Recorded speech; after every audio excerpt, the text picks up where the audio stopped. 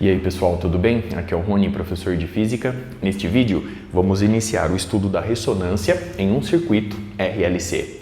Observe o quadro. Nele eu ilustro um gerador de força eletromotriz alternada E, um resistor de resistência R, um capacitor de capacitância C e um indutor de indutância L. A diferença de potencial entre os terminais RLC é representada por V. Percorrendo essa malha no sentido da corrente elétrica em certo instante, a primeira lei de Kirchhoff nos fornece a seguinte igualdade: menos E mais R vezes I mais Q sobre C mais L dI dt igual a zero.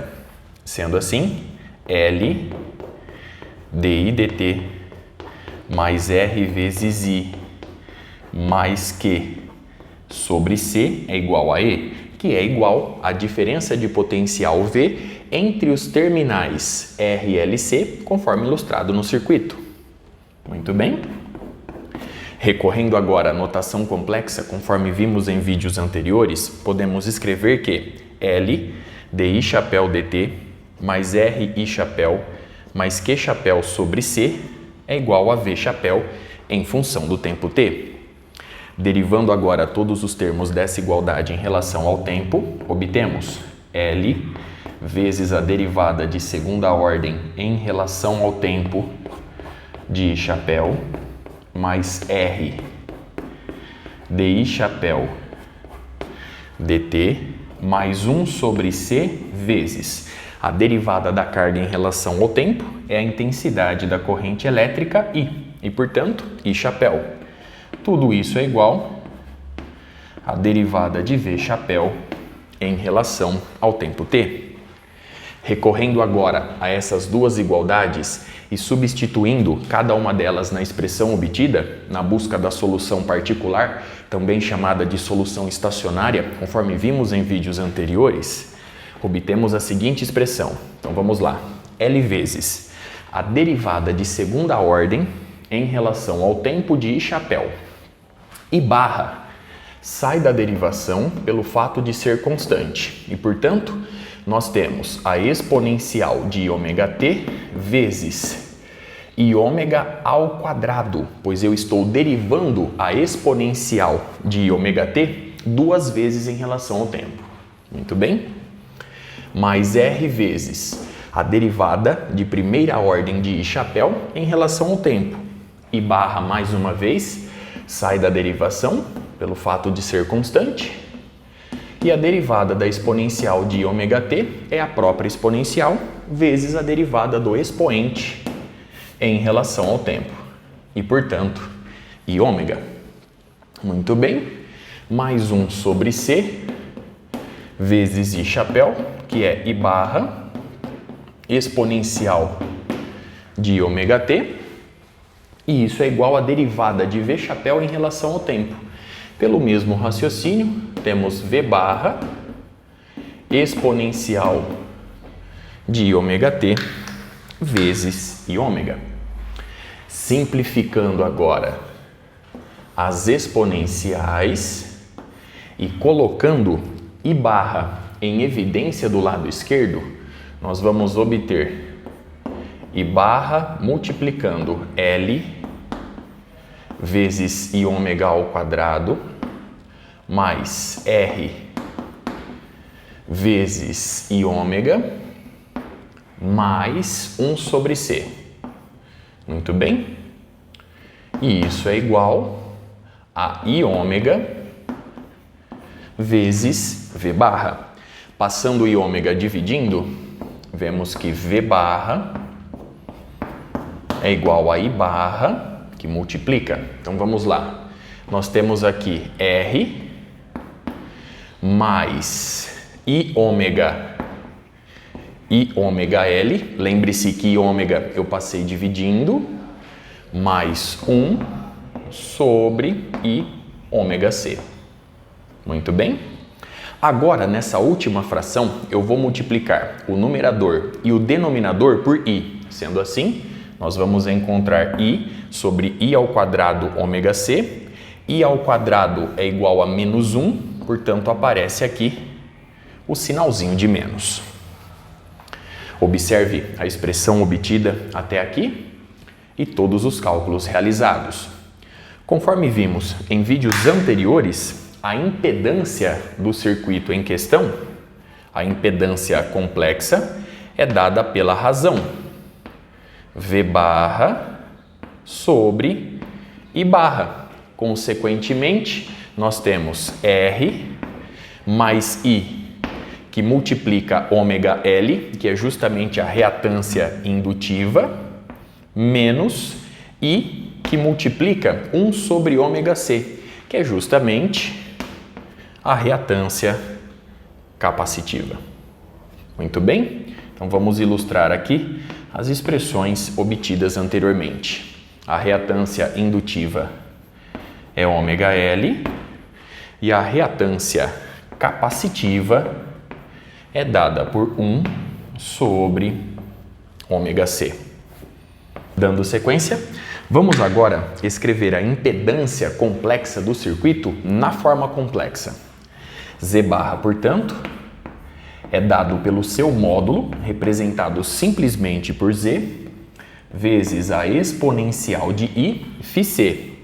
Analisando o número complexo Z barra, vemos que o seu módulo Z é dado pela raiz quadrada de R ao quadrado mais XL menos XC ao quadrado.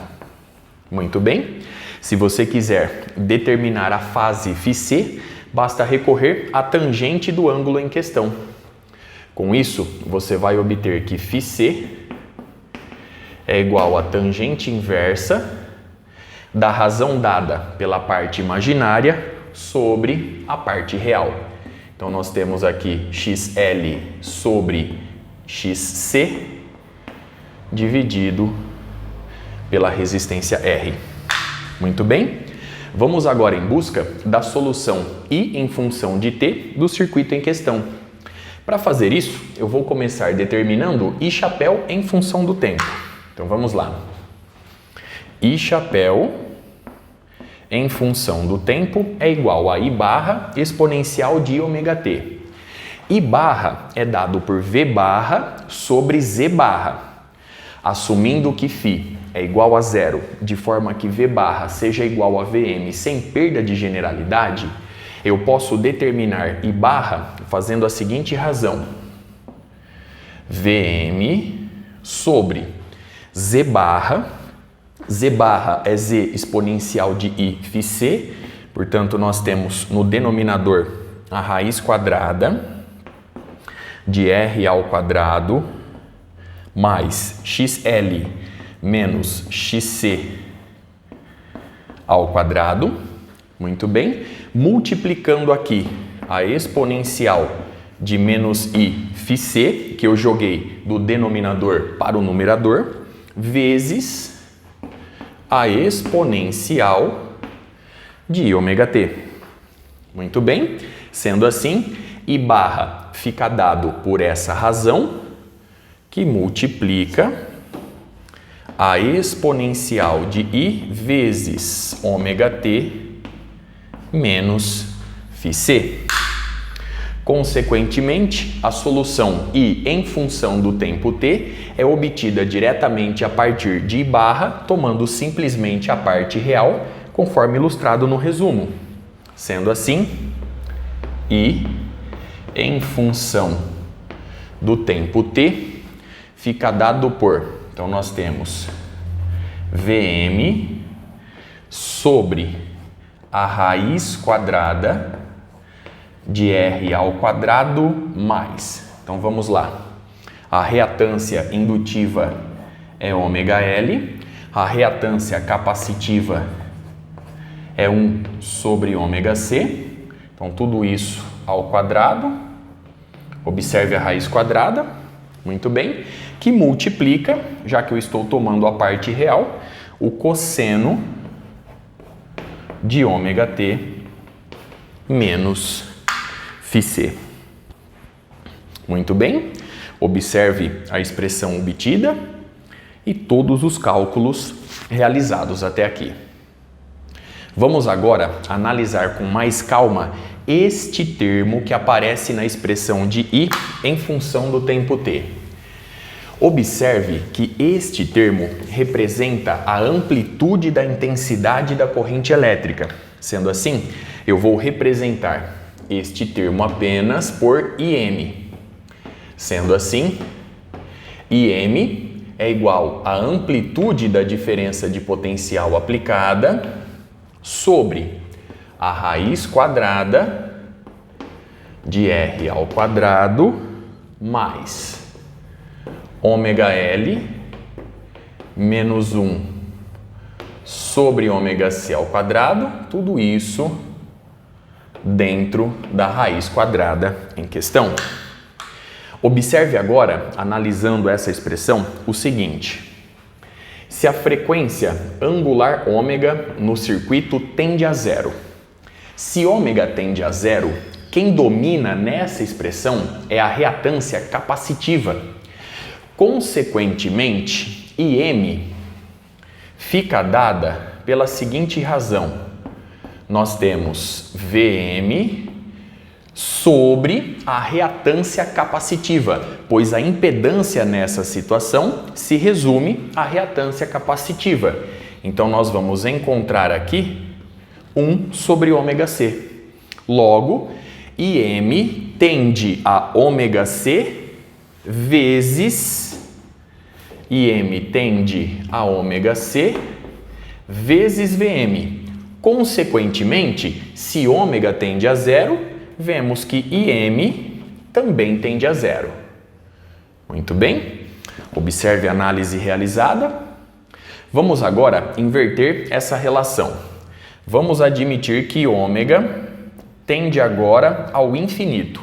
Se ômega tende ao infinito, quem domina na impedância complexa do circuito, representada por Z barra, é a reatância indutiva. Consequentemente, IM tende à seguinte razão: VM sobre Z barra, em que Z barra tende a ômega L. Logo, se ômega tende ao infinito, vemos mais uma vez que IM tende a zero. Muito bem, observe as análises realizadas a partir da expressão obtida.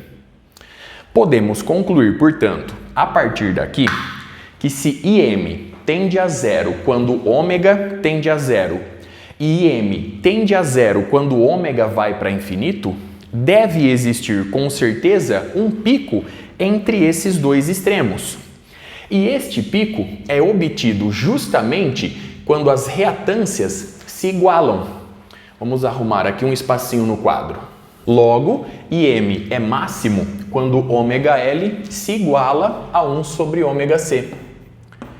A partir dessa igualdade, vemos que ômega ao quadrado é 1 sobre LC e, portanto, IM é máximo quando ômega se iguala à frequência angular natural de oscilação presente em um circuito que possui apenas um indutor e um capacitor. Muito bem, nesta situação, a impedância do circuito Z barra se resume apenas à resistência R.